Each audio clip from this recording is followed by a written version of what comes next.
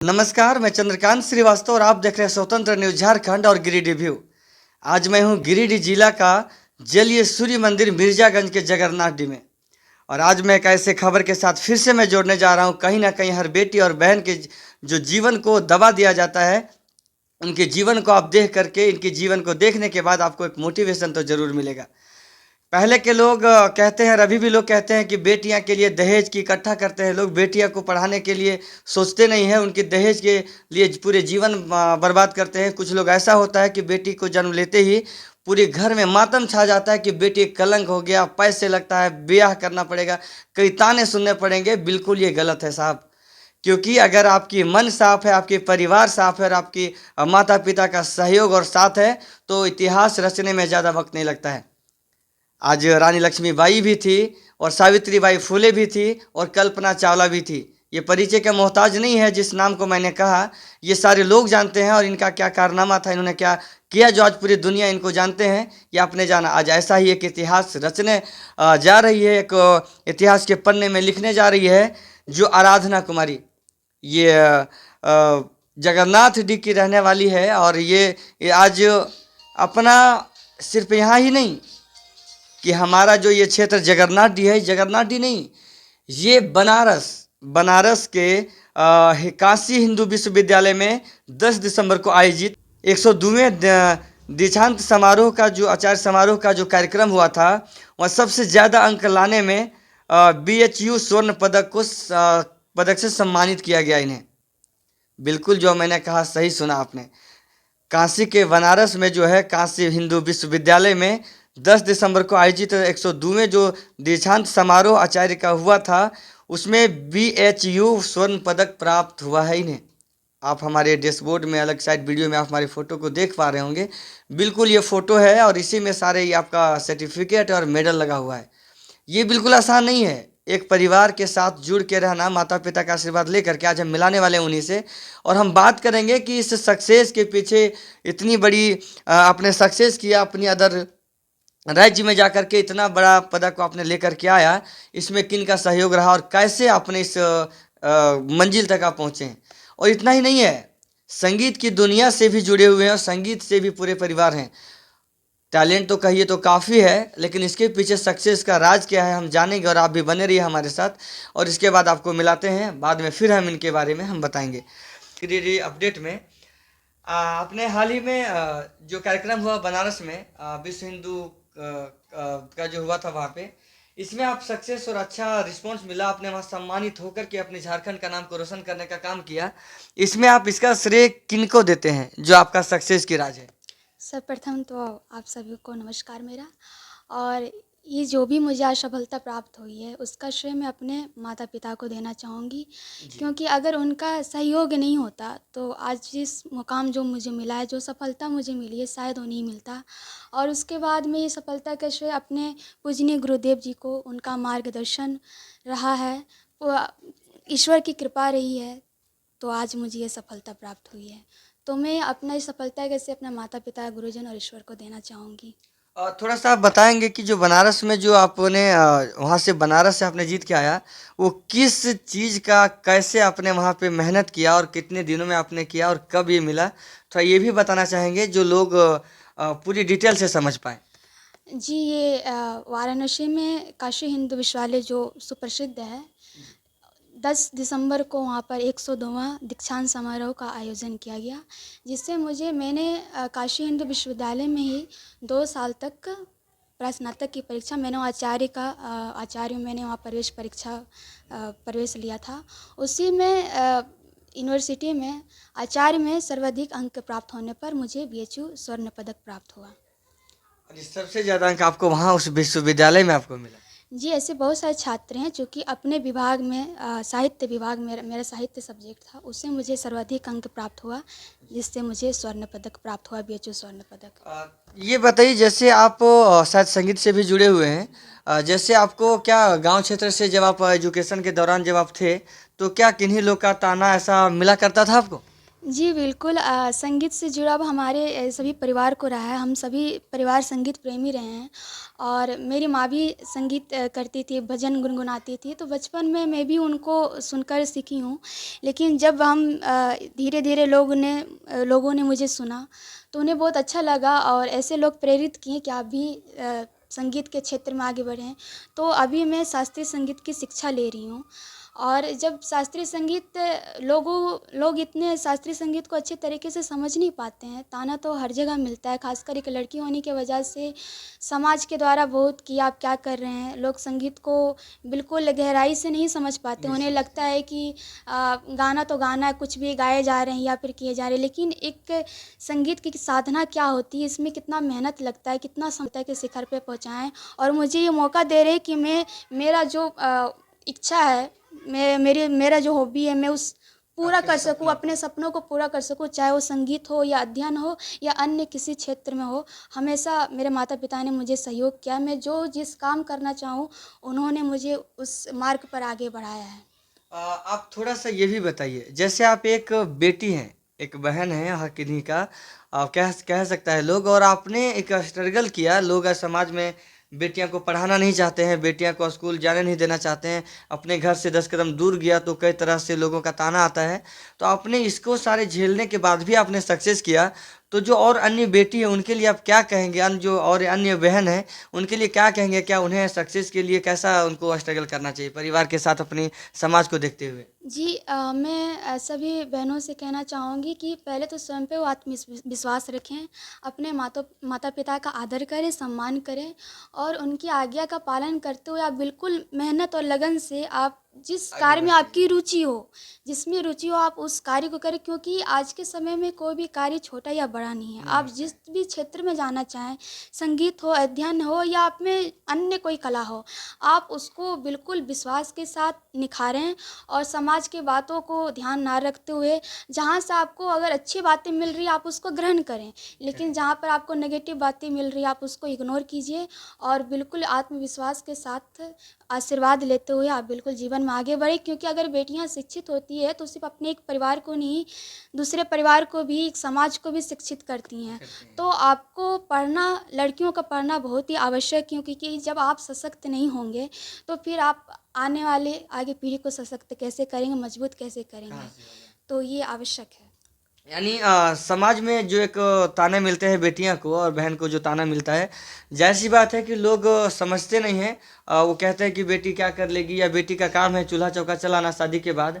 तो ये बिल्कुल गलत है साहब क्योंकि आज देखिए एक बेटी हमारे झारखंड की है और अदर राज्य में अगर जीत करके इतनी बड़ी नाम बना करके अगर पहुँचे हैं, तो एक बेटी ही है। आपकी भी बेटी, आपकी भी बहन अपने इतिहास का पन्ना में नाम दर्ज करा सकती है। इतना ही नहीं लोग कहते हैं कि बेटी को नहीं पढ़ाओ, बेटी के लिए बहुत समस्या है, बेटी जन्म लेता है तो हमने कहा अभी कि दहेज की इकट्ठा करना शुरू होता है। क्यों? आप बेटी को उस लायक बना दीजिए कि दहेज लेने वाला नहीं हो, उन्हें देने वाला हो। उन्हें कहे कि हम बेटी के लिए आपकी दहेज नहीं, हम दहेज खुद से देके शादी करेंगे। दहेज का मतलब ये नहीं होता है कि दहेज पैसा देना, दहेज का मतलब यह होता है कि उनकी शादी विवाह कितने धूमधाम से करें ताकि उन्हें भी लगे कि हम एक दहेज से बेटी को नहीं, सिर्फ बेटी को लाए हैं, दहेज को नहीं लाए हैं। ऐसा काम अपने बेटी को पढ़ाइए, बट बेटी को शिक्षित बनाइए और बेटी को उस स्तर पे ले जाइए, वैसे जगह पे ले जाइए कि आपकी बेटी किसी का मोहताज ना हो, उनके खुद का नाम हो, खुद की पहचान हो। आइए हम थोड़ा और जानते हैं क्योंकि संगीत की दुनिया में भी है, संगीत से जो जुड़ा हुआ कुछ चीज़ को आपको मैं फिर से और दिखाता हूँ उनके साथ। आप संगीत से भी जुड़े हुए हैं, आपका ये हारमोनियम बिल्कुल है। आप संगीत से कुछ लोगों का, हमारे जो दर्शक हैं, संगीत से भी कुछ उनको बताइए कि आपने संगीत में कोई ऐसा गीत या जो कोई ऐसा भजन हो, जो बिल्कुल आपको अच्छा लगता हो और जो हमारे देखने वाले सभी को बिल्कुल अच्छा लगे। अगर हारमोनियम के साथ अगर आप कहें तो और भी बेटर है। जी अभी फिलहाल मैं इसके कान्हा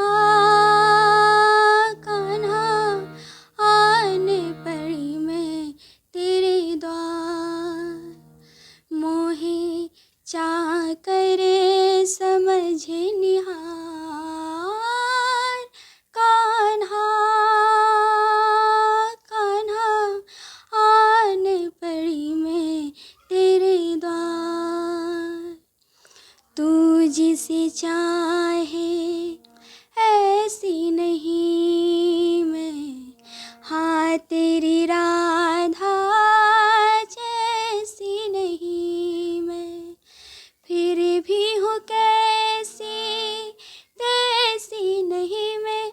कृष्णा मोहे देखे तो ले एक बार, कान्हा